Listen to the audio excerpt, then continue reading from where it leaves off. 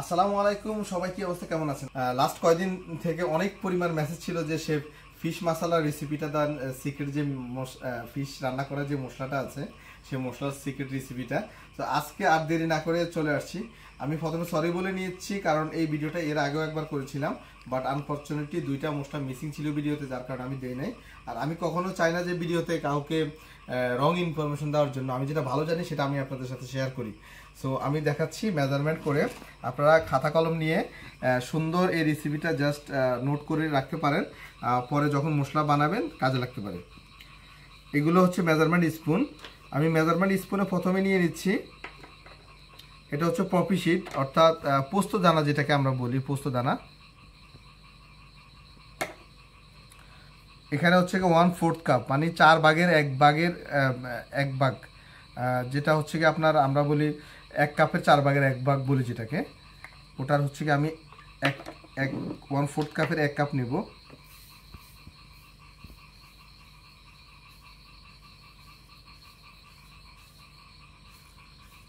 আর এই ভিডিওতে আমি অনেকগুলো টিপস বলে দেবো আপনাদেরকে, কিভাবে এই মশলা সংরক্ষণ করবেন এবং কতদিন পর্যন্ত রাখা যাবে এবং কীভাবে ইউজ করবেন, সব A to Z।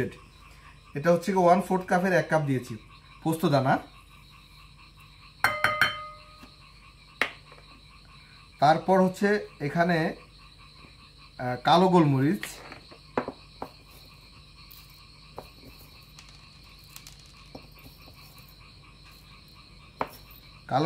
দেব।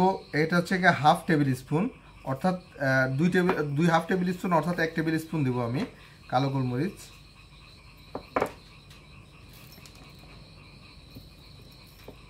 আমি অল্প পরিমাণে মশলা বানাচ্ছি যাতে আপনারা বাসায় তৈরি করতে পারেন। তারপর এটা সাইডে রেখে দিলাম। দেন এটা হচ্ছে হোয়াইট পেপার, অর্থাৎ সাদা গোলমরিচ।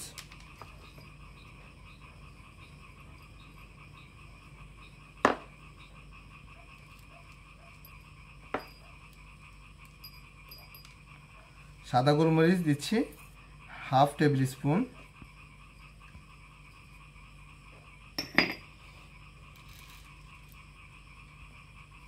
আরও 1/2 টেবিল স্পুন, অর্থাৎ 1 টেবিল স্পুন। কালো গোলমরিচ 1 টেবিল স্পুন, সাদা গোলমরিচ 1 টেবিল স্পুন। তারপরে এখানে 4-5 পিস তেজপাতা, এগুলো অনেক ছোট, বড় হলে 2-3 পিসও দিতে পারেন। এখানে তেজপাতার পরিমাণটা আপনি একটু চাইলে একটু বাড়ায়ও দিতে পারেন, সেক্ষেত্রে মশলাটার একটু বরকত হবে। কিন্তু আমি যে ফ্লেভার কম্বিনেশনের কথা বলছি, সেই ফ্লেভার কম্বিনেশনে আপনার এর বেশি ব্যবহার করা ঠিক হবে না। আর এটা আমরা অনেকেই জানি, অনেকেই চিনি, এটার নাম হচ্ছে গিয়ে পিপল, যেটা অনেক স্পাইসি হয়। মূলত এটা মশলার স্পাইসি বাড়ায়, এটা অনেক ঝাল, এটা মরিচের থেকে অনেক বেশি ঝাল। এই পিপলটা দিচ্ছি হচ্ছে, আমি যদি পিস হিসাব করি, 1 2 3 4 5 6 7 8 9 পিস। এখানে আমি 9 পিস নিয়েছি। এই পিপলগুলো সবগুলো সিমিলার প্রাইস, এটা বেশি একটা বড় ছোট হয় না। সো আমি 9 পিস নিয়েছি। এখানে আপনারা চাইলে 5 পিসও দিতে পারেন। আমি যেহেতু মশলাটা একটু হালকা স্পাইসি করবে, এই জন্য আমি 9 পিস নিয়েছি। আর এটা হচ্ছে কি জাস্ট অপশনাল, লং দিয়েছি 5-6 পিস। এই 5-6 পিস লং অপশনাল, আপনারা চাইলে দিতে পারেন, নাও দিতে পারেন। তারপর আমি এখানে ইউজ করব ধনিয়া।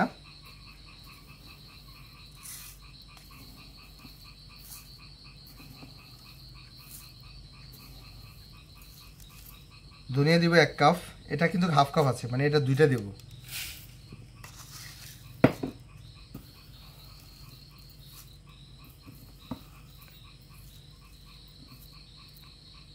ধনিয়া এই যে 1 কাপ দিয়েছি, 1/2 কাপ 2টা, অর্থাৎ 1 কাপ দিয়েছি ধনিয়া।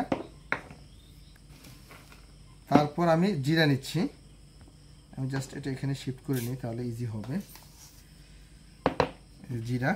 জিরা ফুল 1 কাপ দেব। এটা 1 কাপের কাপ। এতক্ষণ এই কাপটা ছিল, যার কারণে আমি এটাতে একবারে দিতে পারি নাই।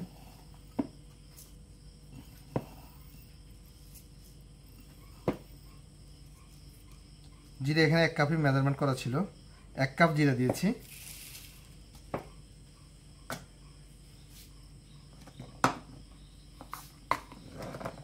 আর এটা হচ্ছে মিষ্টি জিরা, যেটাকে আমরা অনেকেই চপ বলি, মিষ্টি জিরা। মিষ্টি জিরা দিচ্ছি হচ্ছে 1/4 কাপ, মানে 4 ভাগের 1 ভাগ, 1 কাপে 4 ভাগের 1 ভাগ দিচ্ছি মিষ্টি জিরা। বাস, মশলাটা আমার দেওয়া শেষ। এখন একটা টেকনিকের কথা বলি, সেটা হচ্ছে এটা হচ্ছে আদার গুঁড়া। আমি মাছের মশলাতেই আদার গুঁড়াটা ফ্লেভার করি। এটা আসলে দেওয়ার পরে মানে মাছের মশলার ফ্লেভার টোটালি চেঞ্জ হয়ে যায়। তবে এখানে একটা কথা আছে, এই আদার গুঁড়াটা যদি আপনি মশলাতে ইউজ করেন সেক্ষেত্রে কিন্তু মশলাটা 6 মাসের বেশি রাখা যাবে না, কারণ আদার গুঁড়াতে প্রচুর পোকা তৈরি হয়।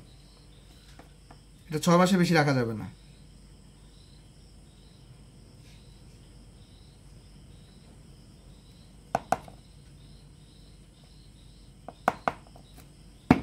এই আদার গুঁড়া দিয়েছি আমি 1/2 কাপ।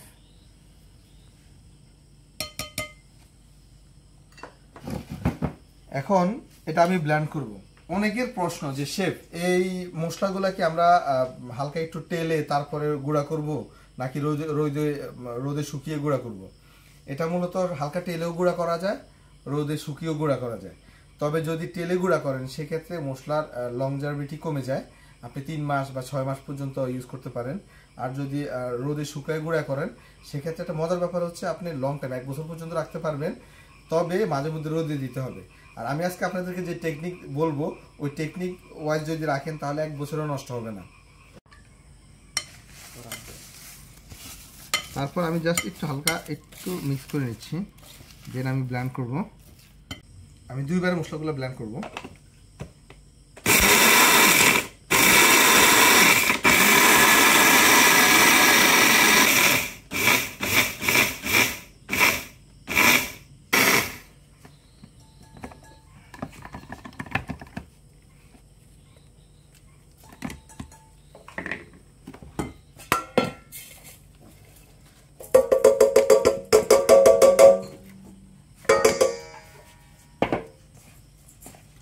মশলাগুলো একেবারে ব্লেন্ড হয়ে গিয়েছে।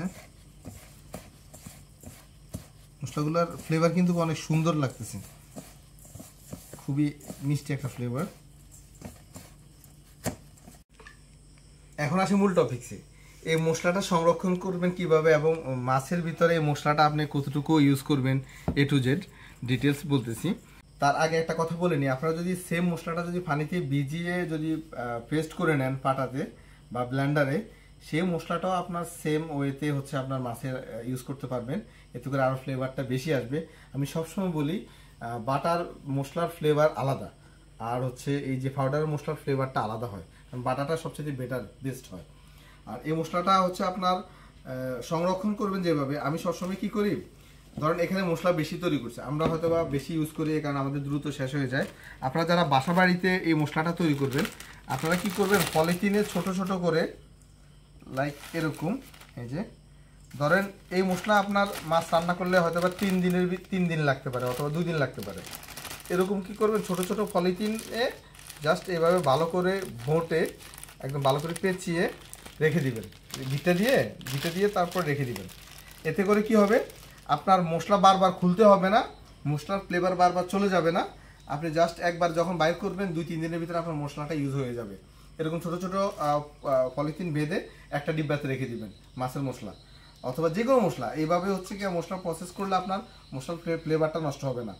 আর এই মশলাটা যদি আপনি মাছ রান্নাতে যদি ইউজ করেন, কতটুকু ইউজ করবেন সেটা হচ্ছে আপনার যদি 1/2 কেজি মাছ হয় তাহলে জাস্ট আপনার টেবিল স্পুনের 1/2 টেবিল স্পুন প্রতি 1/2 কেজির জন্য ব্যবহার করলে চলবে। তবে আমি সাজেস্ট করবো অল্প একটু বেশি দেওয়ার জন্য, এতে করে ফ্লেভারটা অনেক ভালো আসে। আবার কিছু কিছু মাছে একটু কম ব্যবহার করা উচিত, যেমন সামুদ্রিক মাছগুলোতে, কারণ ওই মাছগুলোতে আলাদা একটা ফ্লেভার থাকে। যেমন মিঠা পানির মাছগুলোতে একটা গন্ধ থাকে, এই কারণে মিঠা পানির মাছ একটু মশলাটা বেশি ইউজ করা লাগে। সামুদ্রিক মাছগুলোতে আলাদা একটা ঘ্রাণ থাকে বা আলাদা একটা ফ্লেভার থাকে, যার কারণে মশলাটা একটু কম ইউজ করলেও চলে।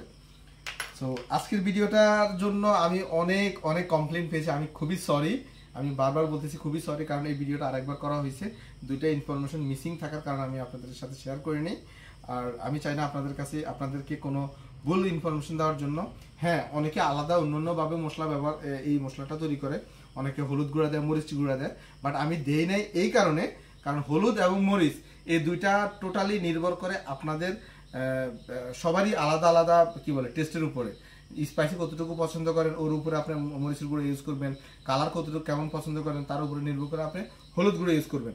আমি এখানে হলুদ গুঁড়ো মরিচ গুঁড়ো আমি ব্যালেন্স করে দিতে পারি, কোনো অসুবিধা নেই, আমরা বানাই মাঝে মধ্যে, বাট সেটা আমি আপনাদেরকে দিয়ে নাই। আমি আপনাদেরকে যেটা দিয়েছি এই মশলাটা আপনি যে কোনো মাছে খুব সহজেই কমনভাবে ইউজ করতে পারবেন।